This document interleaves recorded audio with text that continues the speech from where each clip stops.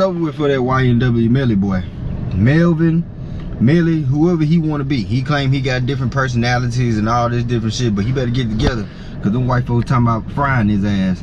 So I'm only saying that it's over with for him based off of the evidence that's been produced by the prosecutor and the defense attorney as far as the open statements. Now, y'all seen, if you've been keeping up with it, with the open statements that they present as far as the evidence by the prosecutor, is mostly data. And I told y'all that this data is a motherfucker. I'm telling you, cell phone data is a mofo. So that's what mostly everything is gonna probably get him caught up on, is probably the data. And that's why I say he guilty, because when you look at the cameras as far as showing them being in the studio that day, and they supposed to have an interview or something like that, or maybe making some music or whatever, but it was late at night. This is around 3 o'clock in the morning. There's 8 guys showing walking in the studio and walking out.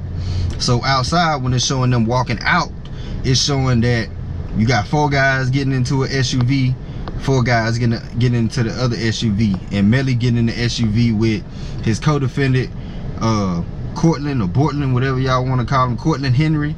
He got in the front driver's side, he driving, Melly in the back behind him, and you got the other 2 guys in the front passenger and the back passenger. And they, with this cell phone data, as far as what they collecting, it's showing them traveling, going I-95 south toward the Everglades or wherever the recycling place was where they supposedly had stopped at, and this drive-by shooting or whatever had supposedly had taken place. So they got Cortland and Melly on the same cell phone plan with Sprint. And not just them, 2 guys in the other car, they're known to be on the same Sprint cell phone plan as well, if not Sprint, another cell phone company. So you got data from 2 different cell phone companies, or the same cell phone company moving in the same direction, traveling at the same time. Now y'all know with cell phone data, it tracks literally everywhere you go. When you stop, where you traveling, hell, you can get out your car and do a 360 circle. It'll be able to tell people what you did. It's kind of like with the Paul Murdaugh case, if y'all paid attention to the Paul Murdaugh, not Paul Murdaugh, but the Murdaugh murder trials. I forgot his first name, but he had supposedly been an attorney that murdered, not an attorney, but a lawyer of sorts, that murdered his wife and son. And they was looking at his cell phone data pertaining to what he was doing, the movements he was making, how far he went, the calls he made, the text messages, everything that went on during the times of when his wife and son was supposedly murdered. You know, so it's kind of the same thing with Melly and them. They looking at this cell phone data, and they saying that you was in the same vicinity of the crime and you were there at the same times based off of cell phone data. So when they riding in these cars, it's showing that Melly got out of the SUV that he was in and got into the other one, and I guess they drove off and went on to another location or whatever. But shortly after that happened, not too far from where they was as far as the cell phone location, he drops a pin to Fredo Bang, aka Frederick Givens. He dropped a pin to him, and you know, they texting through Snapchat or whatever, and he makes a call, FaceTime, to his girlfriend, which he telling her that, hey, we've been in a drive-by shooting, and I think so and so, they may be and passed away. So he telling them that, and they got all this stuff on record, y'all. So that's why I say, just because you be on FaceTime, you think you got another burner phone or different stuff like that, bro, you ain't hiding from nobody. And they got these boys on traffic cams. Y'all know it's traffic cameras on every light pole just about on the interstate roads and all that. So they got you on traffic cam seeing y'all traveling, and it also got y'all with this data moving around in the same places at the same time, supposedly when these dudes did. So you got, after this drive-by went down, you got Bortland. After Melly then already went and got into the other car, you got Bortland or Cortland. He's driving to the hospital with these dead bodies in the car, and he show up telling this story on what's supposedly supposed to happen with this drive-by or whatever. And they're saying that he showed up to the hospital with fresh clothes. He went and stopped and changed and he got new clothes, and he brought these bodies up to the hospital. So, you know, as you know, they got Melly in custody. He's been charged, but he's charged separately between Melly and Courtney. So, also with the prosecutor, the evidence that they bringing and that's showing that the trajectory of the bullets of this car, of how it was hit up. On Melly and them side, which is the front and the back passenger, the back driver side, there's no bullets. On the passenger side, it's bullets on there. But this is the thing with these bullets though, that they showing as far as the trajectory of the bullets and the ballistics and stuff. It's showing that the bullets is coming from the inside of the car from left to right, instead of from the outside of the car from right to left. And on top of that, when you look at the pictures of the car that they show, you know, when somebody shoot, well, I don't know if y'all been in a shootout or y'all seen somebody get their car shot up or something, but my car been shot up before. So you will see where the bullet going in and it lead, you know, the paint, you know, on the outside of it. It's just showing bullets going out from inside of the car, going out. So that's showing that it was shooting in the inside of the car. As not just that, they showing the smut. And like smut is like, so you know, you got gunpowder residue and you got smut as well. But with the smut, it don't spread out like that gunpowder residue do. It's less weight to it, so when it's exerted, it don't have enough energy to spread out like gunpowder residue does. So with the smut of the gun, it kind of like just drops like right where the gun had been shot at, or wherever you shot at, that's where it's just gonna fall, like right there where you was. So all of this GSR, gunpowder residue, and this smut is inside the car. So all of this evidence is pointing that there was a shooting inside the car, and y'all too was there when this supposedly had went down, and y'all saying that y'all didn't do it. Y'all saying y'all was in the drive-by. Stories ain't matching up, evidence ain't matching up, right? So check this. So even with them doing the medical examination as far as the autopsies and stuff like this on these two bodies, so you know, as I say, as he shows up to the hospital with these bodies, it's blood all over the car. He got fresh clothes on, he didn't went and changed. So when the autopsy come back on the medical examination of these bodies, it's showing that these bodies were inflicted with wounds or gunshot wounds after the fact that they had already passed away. So how can they determine that? Because when you get shot or you get inflicted by something and there's a wound created and you're still alive and your heart pumping, of course your blood is gonna push out. You know what I'm saying? Especially if it's a drastic wound, you know, something really bad, you know, it's blood gonna pump out hard. You know what I'm saying? Especially after you've been shot. So your blood pumping out like that versus you being alive or versus you being dead and you're getting a wound that's inflicted on your body, you're not gonna bleed the same as if you would if you were alive. So that's how they can determine that. So these wounds, they were, you know, examined to be inflicted on them after they had already been dead. So that's giving them indication that this crime scene has been botched. It's been somebody trying to orchestrate this crime scene, so to speak. So boom, they done threw the police departments for a loop, the Myanmar, the police department. Then I think they gave the case over to Broward, if I'm hearing it correctly, as far as what they were stating in the courtroom.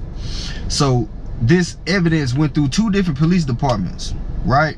So the first one, they going off of Melly's location as far as what pinged him in that area. So y'all know with these cell phone towers, you notice that it's like a pivot of like three things on them, and like it's like a triangle kind of. So that just give the that just kind of give off a better trajectory and a precise location of where you are as far as data, right? So with the police, they went to where Melly first location was from off of what he dropped to Frederick Givens, right? So they going to that location, which isn't the location of where the actual drive-by supposedly had happened. It's actually a couple meters away, if not a little bit more. So he ain't too far from it, but that's where they going to, right? So they looking for evidence. So what you look for when it's a drive-by? You looking for tire tracks, you looking for shell casings, blood, so on and so forth, right? None of that is found. Why? They in the wrong damn place. So I believe when Broward end up getting the case, they end up basically moving backwards as far as investigating. So they end up going to where Cortland or Portland, where his cell phone location was, starting out there. So there, when they started searching there, they found the shell casings, but no gun. So all of y'all that's talking about, oh, well, Melly gonna be innocent, they ain't got no gun, they can't find no fingerprints, no evidence, so and so on, woo woo woo. Well, even if Melly pulled the trigger or he didn't, let's say that they can't find evidence that he isn't the trigger man, or he didn't do these crimes. He was there. He's an accessory to a crime. And on top of that, y'all two survivors that's in the car, y'all alive. Y'all know what happened to these boys. Whether it was a drive-by or one of y'all did something to them in the car.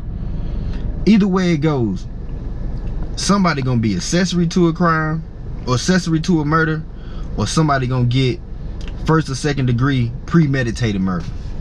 That's how I see it. Whether it's Melly or Cortland. And when you listen to the prosecutor, she's stating that you will hear and you gonna see this evidence. This just the opening statements, telling people this is the evidence that's gonna be brought forth to the jury, you know, in the continuing of this case. So Monday, tomorrow, that's when we'll see everything presented and everything that's gonna be laid out on the table as far as evidence. So when you listen to YNW Melly's defense attorney, he comes up and he states that, well, a lot of this accusations that y'all making as far as my client, these are just accusations. It ain't no hardcore evidence that he actually was there and he did it, except the cell phone data. Other than that, it isn't no real evidence showing that Melly really did these murders, right? So he's saying that, why y'all ain't going get a search warrant for Portland? Why y'all ain't gonna pick him up and put him into custody? Because he's been charged, but he ain't went to jail yet. He's like, why y'all getting my client just because he has a so-called status? Why he is the one that has to be held into custody and not the rest of the other 7 co-defendants? If they want to include the other 7 guys, because we don't know what the hell they did or where they been, you know, when this murder went on after they picked up Melly. We don't know if they did the drive-by shooting. We don't know. They ain't do no search warrants, no nothing. Especially if you know for a person to come to a hospital with clothes on, with no blood, no nothing like that, and you got 2 bodies in your car and the car full of blood. How you ain't got nothing on you? You know, that raises question. So this is what y'all finna end up seeing. Your boy Cortland Henry, he gonna end up being a snitch through just well, actually he probably gonna end up being a snitch as far as testifying, because he don't testify. And you know, when the court appoints you to testify, you gonna have to testify. So we finna see how it's finna really shake down, because when you get on that stand, they gonna ask you all kind of intrinsic questions, and you gotta answer unless the other party objects, you know. So we finna see how it's gonna really go down. So Melly's attorney is saying, why y'all ain't questioning him? Why y'all not investigating him deeper? He 9 times out of 10 probably was the one who did this, possibly. So that's just a known gesture for a defense attorney to do. They gonna throw that jacket on somebody else. You trying to say it's my client that did it, and you ain't got no hardcore proof evidence besides cell phone data or some data saying that he could be the possible person? Yeah, I'm finna throw that jacket on somebody else. I'm finna get my boy free. This is my job. You know, Melly life is on the line, literally. So yeah, you gonna throw that jacket on old boy. So we finna see how it's gonna fold. We gonna see if he gonna snitch or he gonna keep it solid. Either way it go, I feel like both of them, they done for. Both of them. You know, hopefully Melly ain't gotta get an electric chair. Of course not. I ain't no advocate or nothing like that. But for the less, he gonna do a whole lot of time. I don't see either one of them walking out of this, you know, without doing a bunch of time. I just don't see it. You know, so we'll see what comes out as far as the evidence tomorrow and see what they say. If y'all ain't been tuning into it, it's on the Law and Crime Network. You know, anybody can go on YouTube and watch this. Y'all can get the same information I've been getting. So man, check it out. Let me know what y'all think. You know, I got a lot of my Florida partners, they saying, hey, you know, Melly, he ain't do it, woo. He gonna beat it. I don't believe it, y'all. I don't believe it. Now, I ain't no attorney, I ain't no lawyer, I ain't none of that, but I do have a criminal justice degree. You know, I have been tested and I have been, you know, credentialed as far as, you know, my study, my scholarship. So yeah, I ain't just up here talking. So let me know what y'all think of it, man. Y'all think Melly gonna beat it, or you think he gonna get fried, or you think Courtney gonna snitch? What y'all think?